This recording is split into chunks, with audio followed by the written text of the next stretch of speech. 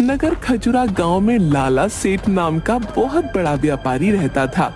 वो केसरी प्रसाद नाम के एक छोटे से जलेबी वाले से बहुत जलता था, क्योंकि वो बहुत अच्छी जलेबियां बनाता था और पूरे गांव में घूमकर जलेबियां बेचता था। इस वजह से लाला सेठ की बिक्री में कमी आ जाती है। ये केसरी प्रसाद पूरे गांव में घूम घूम कर जलेबियां बढ़ता फिरता है और यहाँ मेरी दुकान पर ग्राहक कम हो जाते हैं। इसे तो मजा चखाना ही पड़ेगा। प्रसाद सुनो, अगर तुमने यह जलेबियों का धंधा बंद नहीं किया तो तुम सोच भी नहीं पाओगे कि मैं तुम्हारे साथ क्या कर सकता हूँ। केसरी प्रसाद, तुम अपना यह जलेबियों का धंधा छोड़कर कुछ और काम शुरू कर दो। देखो सेठ, मैं अपना धंधा नहीं छोड़ सकता। मैं जलेबियां बेचकर ही अपनी बेटी का फीस भरता हूँ और अपना घर चलाता हूँ। मैं अगर यही धंधा छोड़ दूंगा तो मैं क्या करूंगा फिर? अगर तुम्हें मेरे धंधे से कोई दिक्कत है तो तुम ही अपनी मिठाई का धंधा बंद करके कोई और धंधा शुरू कर लो। इस बात पर केसरी प्रसाद लाला सेठ और भी ज्यादा चिढ़ जाता है और वहाँ से चला जाता है। इस केसरी प्रसाद को अब मजा चखाना ही पड़ेगा। पिताजी, हमारे स्कूल में कल एनुअल फंक्शन है और सबका खाना भी वहीं पर होगा। अच्छा ठीक है मेरी राजकुमारी। हाँ, तो आप कल 4 बजे स्कूल में आ जाना। लाला सेठ का बेटा गुड्डू भी झुमरी के ही स्कूल में पढ़ता है, तो वहाँ पर लाला सेठ भी पहुँच जाता है। उसके आदमियों को कहलवा कर वो झुमरी के खाने में कुछ मिला देता है।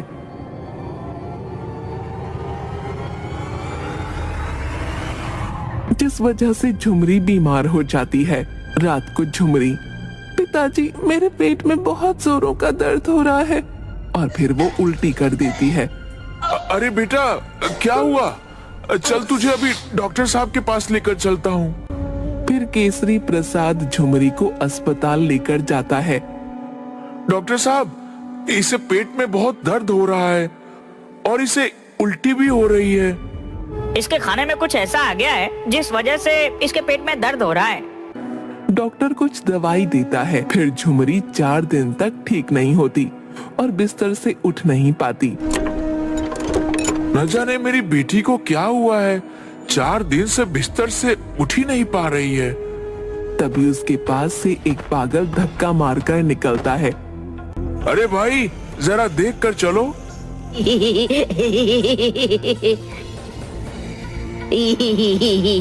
तुम्हें खाना है तो खा लो। पर इसमें दवाई मिली है ना? क्या? अरे नहीं नहीं भाई, इसमें कोई दवाई नहीं मिली है, खा लो। ये मैंने खुद अपने हाथों से बनाई है। अरे नहीं, वह है ना, वो मोटा सेठ, उसने इसमें दवाई मिलाई थी। तभी वहाँ झुमरी आ जाती है।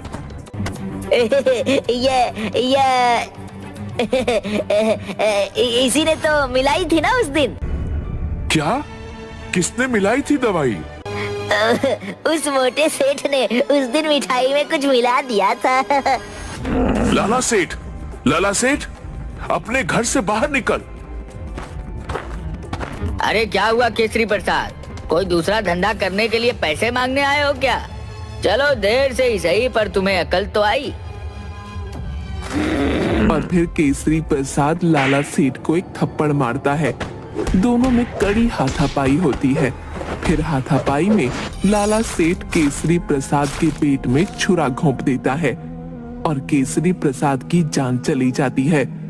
गांव के सभी लोग ये होता हुआ देखते हैं, पर कोई भी लाला सेठ के खिलाफ गवाही नहीं देता। झुमरी अनाथ हो जाती है। उठो बाबा, मुझे कंधे पर बैठाओ ना बाबा, उठो, अब मैं क्या करूंगी आपके बिना। वो बहुत रोती है, पर उसके पास कोई नहीं होता। वो बैठी हुई उसके बाबा की कही हुई बातों के बारे में सोच रही थी कि कैसे उसके बाबा उसे प्यार से अपने कंधे पर बैठाकर मेला घुमाने ले जाते थे और जलेबियां खिलाते थे। ये सब बैठकर वो सोचती रहती है। फिर झुमरी बड़ी हो जाती है। झुमरी एक दिन कुएं से पानी भरने जा रही होती है।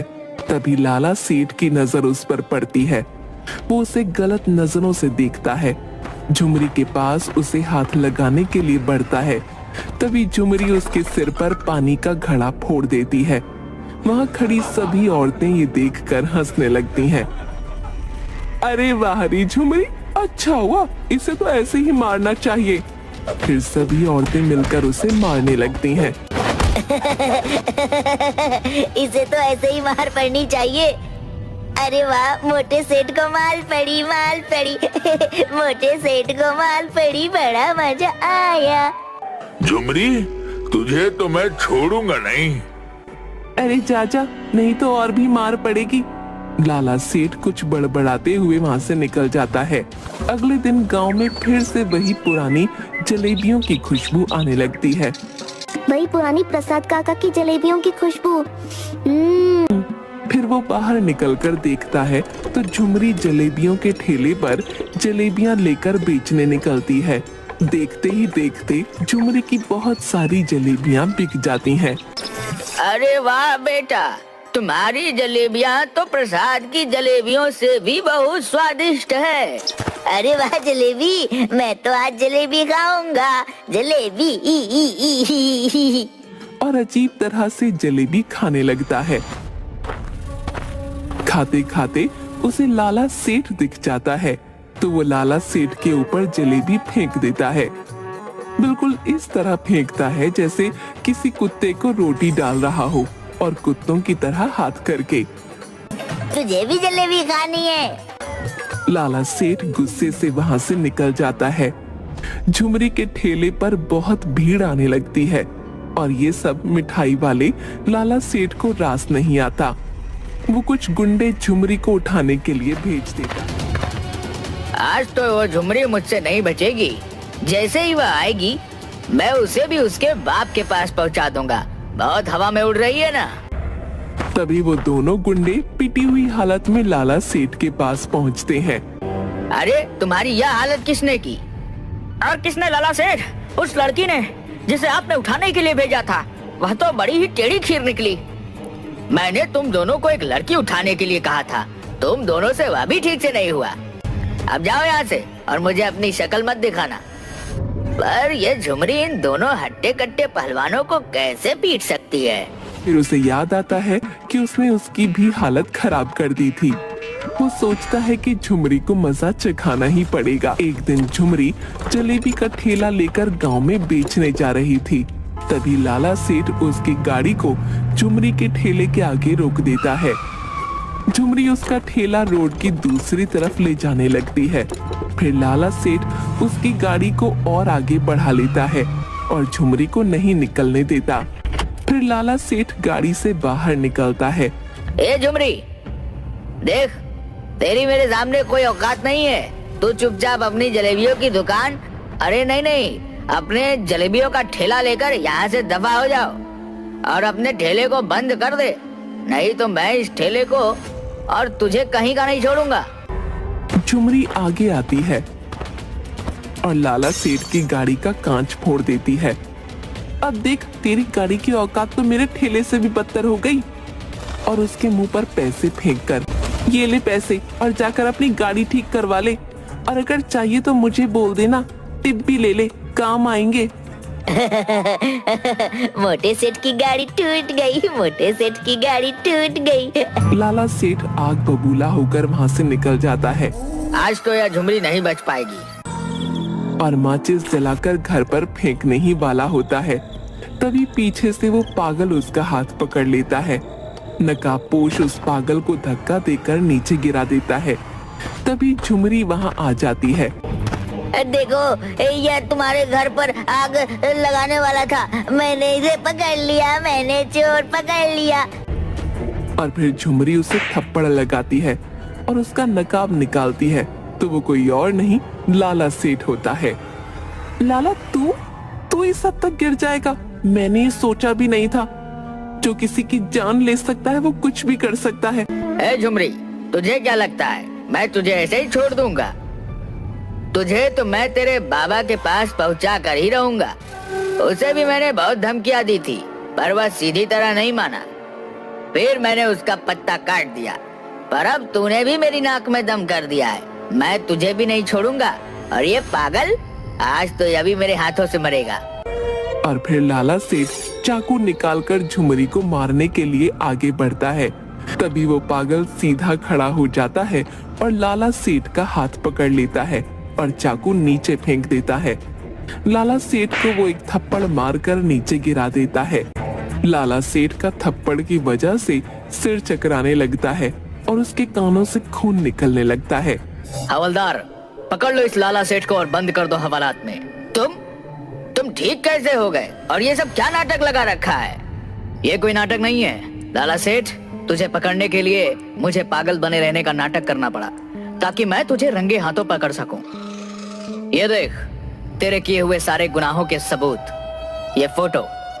हाँ लाला सेठ, तुझे क्या लगा था मैं अकेली हूँ? मेरा साथ देने वाला कोई नहीं। जब तूने मेरे पिताजी को दुकान बंद करने के लिए धमकाया था, तब मैं अकेली बगीचे में बैठी हुई रो रही थी। तब इंस्पेक्टर जुगनू मेरे पास आए और मुझसे पूछा, अरे क्या हुआ गुड़िया रानी?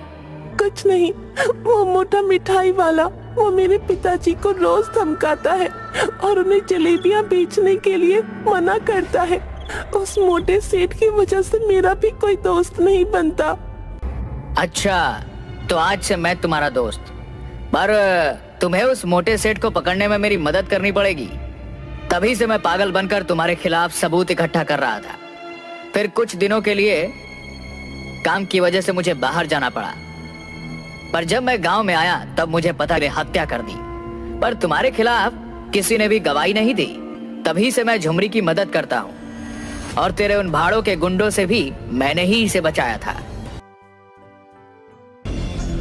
और फिर इंस्पेक्टर जुगनू लाला सेठ को जेल में बंद कर देता।